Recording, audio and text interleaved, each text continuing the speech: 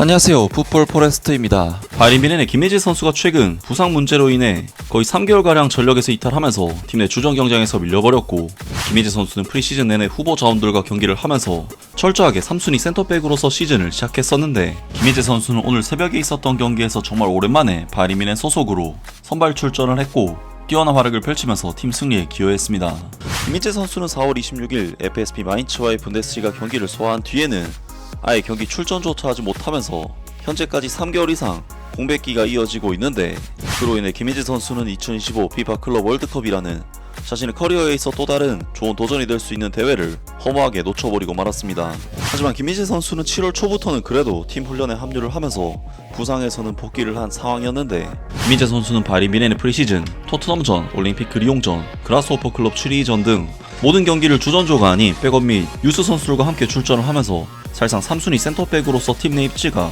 굳혀지고 말았는데요. 하지만 김민재 선수는 경기에 나올 때마다 이 선수가 정말 3개월을 쉰 선수가 맞나 싶을 정도로 정말 놀라운 피지컬적인 능력을 보여줬고, 충분히 정규 시즌에 돌입해서도 좋은 활약을 해줄 수 있을 것이라는 기대를 품게 충분한 활약을 했었는데, 안타깝게도 김민재 선수는 지난주에 있었던 바이에른 뮌헨의 DFL 슈퍼컵 슈투트가르트와의 경기에서도 벤치에 앉으면서 바이에른 뮌헨으로서는 우승을 차지하긴 했지만 김민재 선수에게는 아쉬운 순간들이 이어지고 있었습니다. 하지만 김민재 선수는 최근 라이프치히와의 분데스리가 경기에서 교체로 출전하면서 미친 스프린트를 통해 어시스트를 해내는 등 좋은 폼을 보여줬고, 그러한 활약을 통해 김민재 선수는 바이에른 뮌헨 구단 내부에서 사실상 잔류가 결정이 되었다는 소식이 전해졌었습니다. 그리고 바로 오늘 새벽 김민재 선수의 바이에른 뮌헨은 DFB 포칼 1라운드에서 SP 베엔피스바덴 원정을 떠나게 됐었는데요. 이번 경기에서 바이에른 뮌헨이 상대한 SP 베엔피스바덴은 지난 시즌 독일 3부 리그에서 9위를 기록했던 1부 리그 챔피언 바이에른 뮌헨과는 거의 절대적인 전력 차이를 가진 팀이긴 하지만,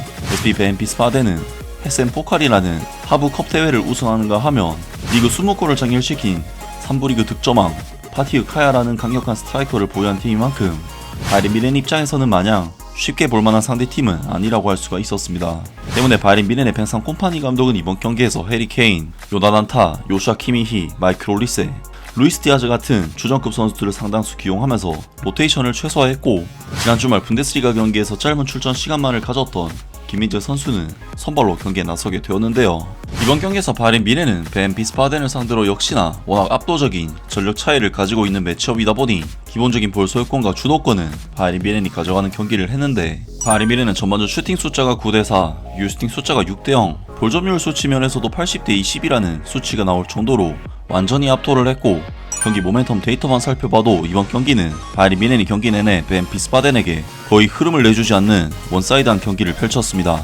항상 콤파니 감독의 바이에른 뮌헨은 분데스리가에서도 높은 수비 라인을 통한 지배적인 축구를 하는 팀이지만, 이번 경기는 하부리그 팀과의 경기인 만큼 그러한 양상이 더욱 심화된 모습을 보였는데, 김민재 선수는 포지션상으로는 최호방 수비수이지만 거의 중앙 미드필더라고 해도 될 정도로 높은 위치까지 올라와서 플레이를 했고, 바이에른 뮌헨이 베엔피스바덴의 진영에서 계속해서 볼 소유권을 유지하고 패스를 돌리는 데 있어 기여를 해냈습니다.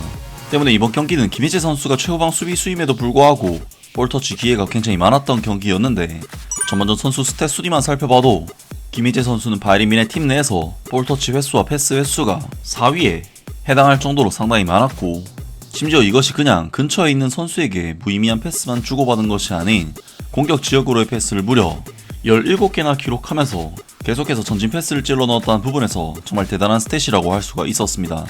그리고 당장 센터백 듀오로 경기에 나섰던 요나단 타 선수와 비교해봐도 요나단 타 선수의 전진 패스 횟수는 김민재 선수의 절반에도 못 미치는 수치였고, 그만큼 이번 경기에서 바이에른 뮌헨의 지배적인 경기 흐름과 공격 빌드업에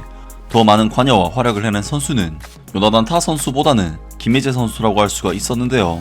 정말 김민재 선수의 전반전 공격적 패스 17에는 그냥 미친 기록이라고 밖에 할 수가 없는데, 사실 김민재 선수는 분데스리가에서도 공격적 패스를 경기마다 10개씩은 해주는 선수지만, 이번 경기에서 김민재 선수는 45분 동안 17개의 전진 패스를 기록하면서 평소보다 거의 3배 이상의 전진 패스를 기록했고, 이 정도면 센터백이 아니라 사실상 플레이메이커라고 봐도 무방할 정도의 정말 미친 스탯이었습니다. 그리고 김민재 선수는 패싱 외에도 본연의 임무라고 할 수 있는 수비에 있어서도 상대 공격수들을 압살하는 모습을 보여줬는데, 사실 이번 경기는 바이에른 뮌헨이 3부 리그를 상대하는 경기라고 해도 워낙 수비 라인 자체가 높았기 때문에 수비적인 부담이 없을 수가 없지만, 김민재 선수는 베엔피스바덴이 조금이라도 공격으로 전환하려고 하면 특유의 튀어나와서 끊어내는 수비를 통해 아예 공격 전환 자체를 못하게 만들었고, 헤딩 경합 등 1대1 경합에 있어서도 상대 공격수를 압도하는 폼을 보여줬습니다. 그리고 김민재 선수는 벤 비스바덴의 슈팅 찬스를 몸으로 블로킹 해내는 장면들도 수차례 만들면서 슈팅 블락까지 수차례 기록했는데, 특히 전반전 36분 벤 비스바덴은 3부 리그 득점왕 파티흐 카야 선수가 박스 안에서 정말 결정적인 슈팅 찬스를 잡았지만 이것을 김민재 선수가 다리를 뻗어 블로킹을 해내면서 막아냈고, 사실상 벤 비스바덴의 가장 좋은 찬스를 김민재 선수가 막아냈습니다. 그리고 김민재 선수는 40분에도 벤 비스바덴의 크로스가 투입되자 앞으로 나와서 끊어내는 등 김민재 선수의 이번 경기 전반전 활약은 패스면 패스, 경합이면 경합, 수비면 수비 모든 면에서 그야말로 완벽했습니다. 다만 바이린 미네는 이번 경기에서 공격적으로는 상당히 어려움을 겪는 경기를 했는데, 바이린 미네는 전반전 16분에 해리케인 선수가 PK로 득점을 성공시키면서 이른 시간 선제 득점과 함께 쉽게 가는 경기를 하나 싶었지만, 전반전 19분 바이린 미네는 김희재 선수가 튀어나와서 끊어낸 뒤 전진 패스를 찔러준 것을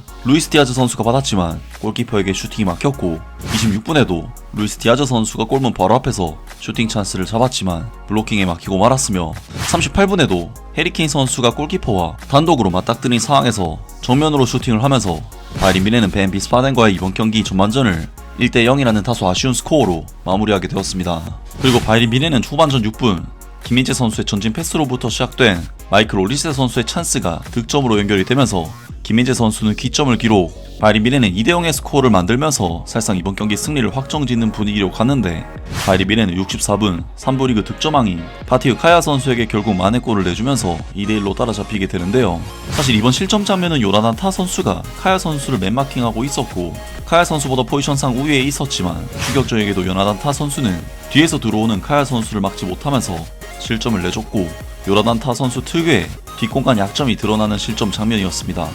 그리고 바이린 미네는 이어서 70분 또다시 실점을 내주면서 동점까지 허용하고 마는데, 바이린 미네는 김희재 선수가 헤딩 경합에서 패배하면서 뒷공간을 내줬고, 이것을 요나단 타 선수가 또다시 카야 선수를 놓쳐버리면서 바이린 미네는 2대2 동점을 허용하게 되었습니다. 사실 이번 실점 장면은 김희재 선수가 책임을 피할 수가 없는 장면이긴 하지만, 김희재 선수는 그동안 경합에서 계속 이기다가 한번 패배를 한 것이고, 요나단 타 선수의 경우 뒷공간을 계속해서 내주는 모습을 보였기 때문에 2번 연속 뒷공간 약점을 드러낸 요나단 타 선수의 단점과 한계를 볼 수가 있었던 연속 실점이었는데요. 게다가 바이린 미네는 해리케인 선수가 PK 찬스까지 놓쳐버렸고, 루이스 디아즈 선수는 거의 사네 선수를 연상케 하는 빅찬스 미스를 거듭하는 모습을 보이면서 바이린 미넨에게 상당히 답답한 경기 흐름이 지속되었습니다. 하지만 결국 바이린 미넨은 경기 종료 직전 해리케인 선수가 극적인 극장골을 터뜨렸고 3대2 승리로 간신히 탈락을 면할 수 있었습니다. 그리고 김희재 선수는 이번 경기에서 평점 7.5점으로 수비진 최고 평점을 기록, 요나단 타 선수보다 확실하게 우위를 점하면서 이번 경기를 마무리했습니다. 김희재 선수로서는 물론 바이린 미넨에서 현재 주전 경기에서 다소 밀려난 상황이긴 하지만, 주전 수비수로 등극한 요나단 타 선수 또한 클럽 월드컵에서 보여준 폼이 시원찮았고, 뱅상 콤파니 감독의 전술 스타일 또한 수비 라인에 부담이 많이 가는 전술을 구사하는 감독이기 때문에 김민재 선수에게 분명 기회는 올 것으로 보이는데요. 김민재 선수가 과연 이번 시즌 어떤 활약을 펼치게 될지 기대를 해보겠습니다. 아무튼 오늘 영상은 여기까지고요. 영상 재밌게 보셨다면 구독과 좋아요 그리고 댓글 부탁드립니다. 감사합니다.